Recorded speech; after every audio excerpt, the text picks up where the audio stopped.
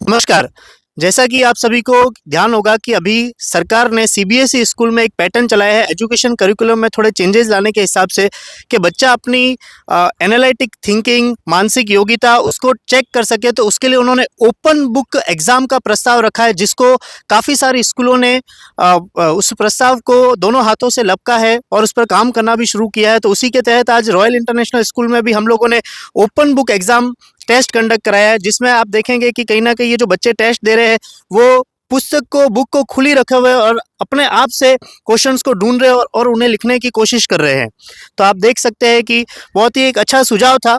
तो एक्सपेरिमेंट के तौर पर सिर्फ़ और सिर्फ़ अभी 9th क्लास और 10th क्लास में ये स्कूलों में चालू किया गया है, जिससे कहीं न कहीं रोट मेमोरी, जो बच्चा खाली क्वेश्चन आंसर्स को रटता था, उनको कैसे अप्लाई करना है, वो सारी चीज़ें नहीं कर पाता था, तो वो सारी चीज़ें यहाँ पर इन बच्चों की डेवलप होगी।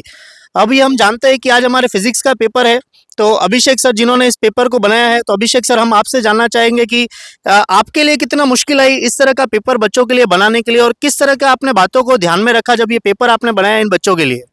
जी, इस प्रकार का टेस्ट बनाना सिंपल नहीं होता, क्योंकि हमें बच्चों की क्रिटिकल थिंकिंग कि वो कैसे सोचते हैं, वो किस तरीके से आंसर लिख पाते हैं, वो सब बातें ध्यान में रखनी होती। यहाँ पे टॉपिक है रिफ्रैक्टिव इंडेक्स, वो सब पढ़ा लेते हैं। वहाँ पे एब्सोल्यूट रिफ्रैक्टिव इंडेक्स हमेशा 1 से ज़्यादा होता है, लेकिन वो तो बुक में लिखा हुआ है, लेकिन क्यों होता है? तो उस टाइप का क्वेश्चन बच्चों जब देखेंगे बुक में है, लेकिन वो उन्हें सोच के आंसर देना होगा। तो इस टाइप के क्वेश्चन जब वो सॉल्व करेंगे, उनकी थिंकिंग पावर बढ़ेगी, क्रिटिकल थिंकिंग इम्प्रूव होगी, और जब इस टाइप के टेस्ट से उन्हें अच्छे मार्क्स भी मिलेंगे, तो एक पढ़ने की तरफ उत्साह ज़्यादा पैदा होगा। मार्क्स जब बच्चों के आएँगे तो बिल्कुल सही कहा आपने कि एक बार जब बच्चे के मार्क्स आने लगेंगे, तो उसे खुद से फ़ील होगा कि मेरे को भी कहीं न कहीं अपने अंदर में डेवलप लाना है। Thank you sir. चलते हैं रावल स्मिथ जो कि एक स्टूडेंट है, उनसे हम अभिप्राय लेते हैं कि स्मिथ, कैसा आज आपका टेस्ट रहा और क्या आपका एक्सपीरियंस रहा? लगभग आधे घंटे से आप ये टेस्ट दे रहे हैं, तो किस तरह का और क्या नई चीज़ें आपको ये जानने को मिली आज? बहुत कुछ जानने को मिला। जैसे हमको लग रहा था कि बहुत इजी पेपर होगा, कि बुक में से देख देख के सब कुछ लिख लेंगे और ऐसा सब, पर जब हमने देखा पेपर तो अभिषेक सर ने हमारे बहुत हार्ड पेपर बनाया था, और मज़ा आ रहा है पेपर सॉल्व करने में, और अच्छी तरह से हम पेपर सॉल्व कर रहे हैं अभी बस। बिल्कुल, थैंक यू स्मिथ। तो देख सकते हैं कि सारे बच्चे कहीं न कहीं बुक खोल के बैठे हैं और उसमें से क्वेश्चंस वगैरह, ऐसा नहीं है कि बस बैठा के बैठा वो लिख रहे हैं, सोच रहे हैं कि किस तरह से वो अपने आंसर्स को लिख सकते हैं। न्यूमेरिकल अगर क्वेश्चन है, तो न्यूमेरिकल्स में किस तरह से फॉर्मूला अप्लाई करना है, तो ये सारी, जैसे कि देख सकते हैं कि एक बालिका हमारे बीच में बैठी है, जिसने अपने नोट्स वगैरह है, उसको वो चेक कर रही है और उसके बाद न्यूमेरिकल सॉल्व कर रही है। तो जानते हैं हम, भव्य आपसे जानना चाहेंगे कि आप क्या कहना चाहेंगे आज के इस टेस्ट के बारे में? तो जैसे कि सर ने बोला था कि ओपन बुक टेस्ट है, तो हम सबको लगा था कि टेक्स्ट बुक में से कुछ ना कुछ होगा, लेकिन न्यूमेरिकल वैल्यूज़ अलग है, जो टेक्स्ट बुक में दिया है उससे काफ़ी अलग है, और इससे हमको पता चल सकता है कि हमको कितना आ रहा है, कितना नहीं आ रहा है, हमको खुद पे ऊपर कितना इम्प्रूवमेंट करना पड़ेगा। बिल्कुल, देखिए ये एक कच्ची उम्र है जहाँ से बच्चे की सोचने की और समझने की क्षमताएँ खुलने लगती है। जैसा कि इस बालिका ने ज़िक्र किया कि न्यूमेरिकल वैल्यूज़ चेंज थी। आजकल के बच्चे 8वीं, 7वीं, 8-9वीं में जब अध्ययन करते हैं, तो वो मैथमेटिक्स को भी रटने की कोशिश करते हैं, फिज़िक्स को भी रटने की कोशिश करते हैं। उनको ऐसा लगता है कि हमने बस 2 फ़ॉर्मूले पढ़ लिए और हमारा काम हो जाएगा, तो इतना भी ये आसान नहीं रहता है। जैसा कि आप देख सकते हैं कि अब ये कैसे वैल्यूज़ चेंज हुई है। देखिए, बड़े बच्चों के लिए ये कुछ नया नहीं है, क्योंकि जब बच्चा 11वीं, 12वीं में कॉलेज लेवल पर होता है, तो उसकी थिंकिंग या उसकी थॉट प्रोसेस खुल चुकी होती है। लेकिन यहाँ पर जो इनकी ये बाल्य अवस्था है, जब ये प्रवेश कर रहे हैं अपनी किशोर अवस्था में, तो चीज़ें इनके लिए मुश्किल होती है। चलिए, और सीबीएसई ने ये कोर सब्जेक्ट के लिए काम करना शुरू किया, जैसे कि सोशल साइंस जैसे सब्जेक्ट है, लैंग्वेज जैसे सब्जेक्ट है, या साइंस जैसे सब्जेक्ट है।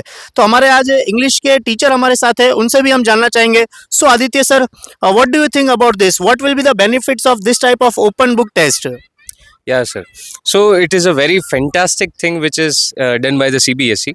Actually, it helps in real time learning. Like the students are able to learn the things in real time. Like whenever they are having any problem sums or anything, so they will think about it. And we have provided the books, so they will search in it and they will also check whether this answer is correct or not. So they will be getting learning in the real time. So this is a very beneficial thing which is made by the CBSE.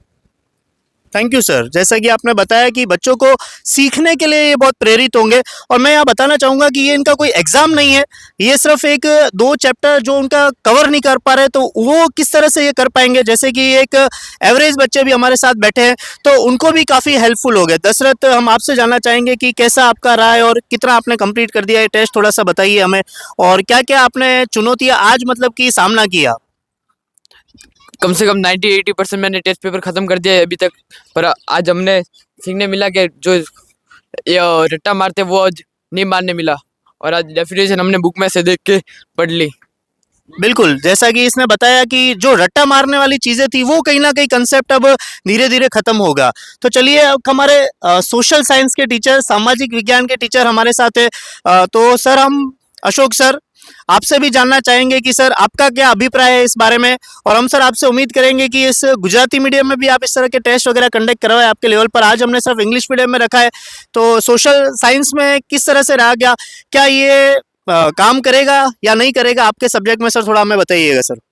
Yes sir, जो आज की अभी परीक्षा arrangement की हुई है बहुत अच्छी है, क्योंकि बच्चे कई बार क्या डाइजेस्ट में से देख के एज इट इज उतारने की कोशिश करते हैं या फिर रट्टा मारते हैं।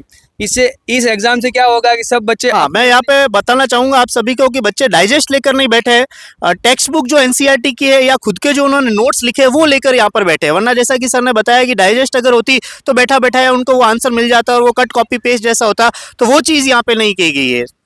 इससे क्या होता है सर कि कौन सा क्वेश्चन कौन से पार्ट में से है ना, ये बच्चे की काबिलियत पे असर करता है और उनकी सोच उसमें से बनी रहती है, और कौन सा क्वेश्चन कौन से पेज पे है ये भी उनको थोड़ा बहुत आइडिया आता है। और जब शॉर्ट क्वेश्चन होते हैं या फिर लॉन्ग होते हैं तो उनको अभी लिखेंगे तो पता चलेगा कि भाई बुक के अंदर कैसे कैसे एनसीईआरटी ने दिया हुआ है। तो ये सब सोच धीमे धीमे बच्चों को विकसित करती है, इसलिए ये मेरे ख्याल से तो बहुत अच्छा अरेंजमेंट किया हुआ है सर ने। और नेक्स्ट हम भी गुजराती मीडियम के लिए सोच रहे हैं कि एसएस के जो मोस्ट शॉर्ट क्वेश्चन वाले पार्ट है ना, उन सब का ऐसे एक हम भी एग्ज़ाम अरेंज करेंगे और फिर नेक्स्ट मिलते हैं। Thank you sir. तो इस तरह से ओपन बुक टेस्ट आज चल रहा है, देख सकते हैं आप। Thank you.